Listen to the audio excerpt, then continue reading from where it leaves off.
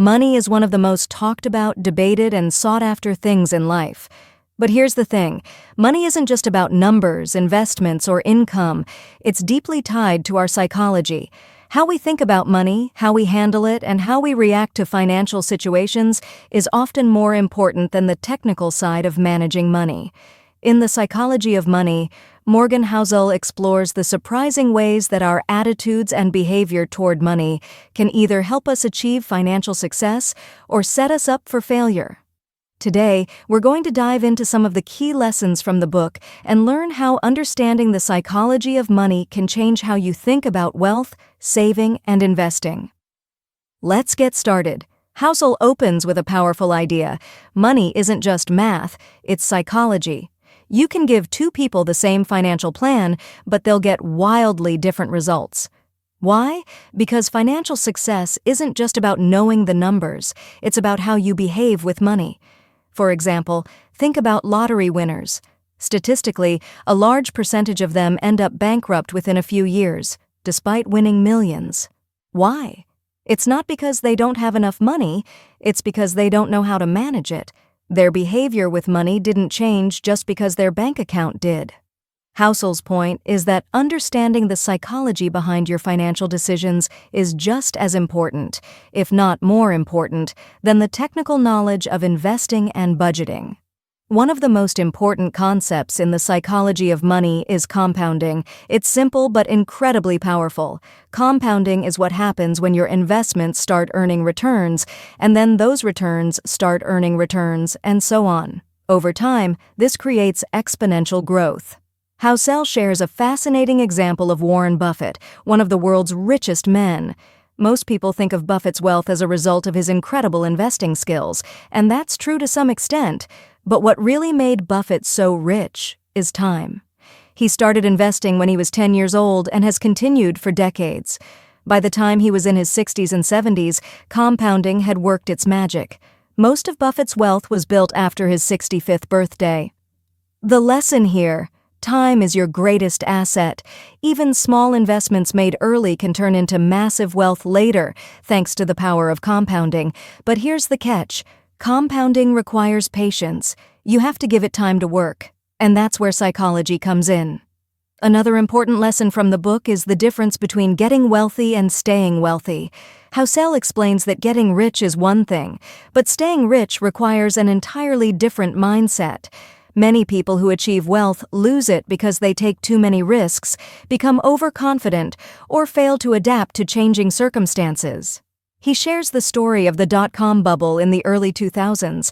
Many people made millions by investing in tech companies, only to lose it all when the market crashed. They had the skills to build wealth, but they didn't have the mindset to preserve it. Housel's advice? When it comes to money, survival is key. It's not just about making as much as possible, it's about avoiding catastrophic losses. This means being cautious, having a safety net, and not overextending yourself even when things seem to be going well. One of the more humbling lessons from The Psychology of Money is the role of luck and risk in financial success. Housel argues that we often underestimate how much of our success is due to luck and how much failure can be attributed to risk. Take Bill Gates, for example.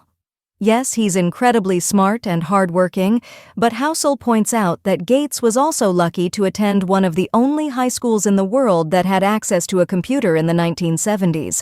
That opportunity gave him a head start that others didn't have.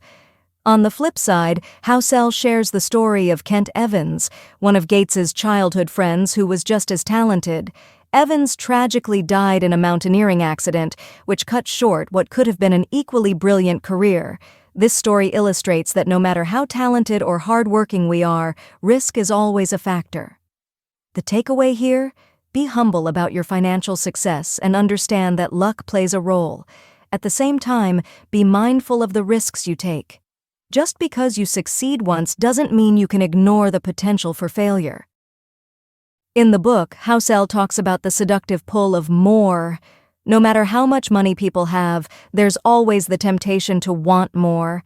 But chasing more can lead to risky decisions, unnecessary stress, and financial ruin. Housel tells the story of Rajat Gupta, a former CEO who achieved incredible wealth and power. But despite his success, Gupta wanted more. More money, more status.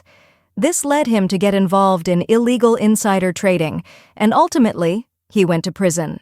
His pursuit of more cost him everything he had. The lesson here is that enough is a powerful word. Learning to be content with what you have can save you from making reckless decisions that jeopardize your financial well-being. Housel reminds us that the ability to say, "I have enough," is key to long-term happiness and stability. One of the most profound ideas in the psychology of money is that true wealth is about freedom. For many people, the ultimate goal of having money isn't luxury or status, it's freedom. The freedom to make choices, to spend time how you want, and to not be tied down by financial stress. Housel explains that financial independence doesn't necessarily mean being a millionaire. It means having enough money to live on your own terms. He shares examples of people who live relatively modest lifestyles but are incredibly wealthy in terms of freedom. They don't have to work jobs they hate, and they have control over their time. The takeaway?